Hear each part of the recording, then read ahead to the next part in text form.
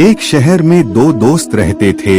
एक दिन वो दोनों दोस्त समुद्र के किनारे शंख इकट्ठा करने के लिए गए ताकि उन संख्या को बेचकर वो अपने लिए कुछ पूंजी जमा कर पाए।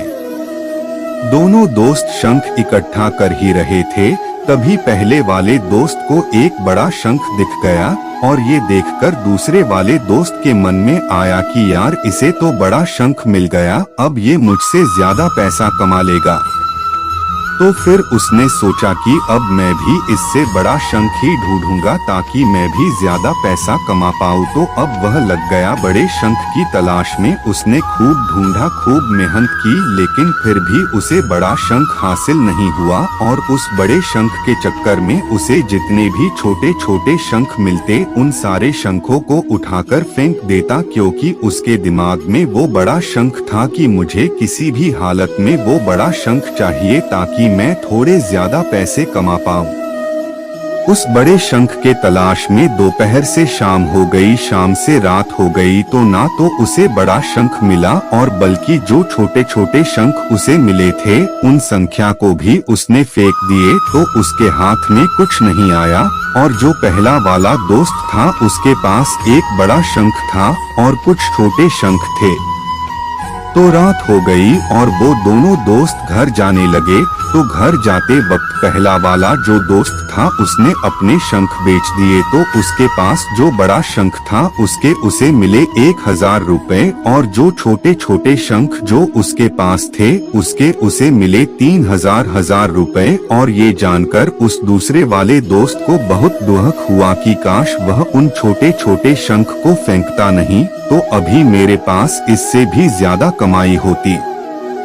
उसके दोस्तों ने उसे बताया कि जो छोटे छोटे शंख तूने फेंक दिए थे ना, उन्हीं को मैंने अपने पास कलेक्ट कर लिया और उन्हीं की वजह से मुझे मिले 3000 रुपए। और ये जानकर वो दूसरा वाला दोस्त और भी ज्यादा निराश हो जाता है।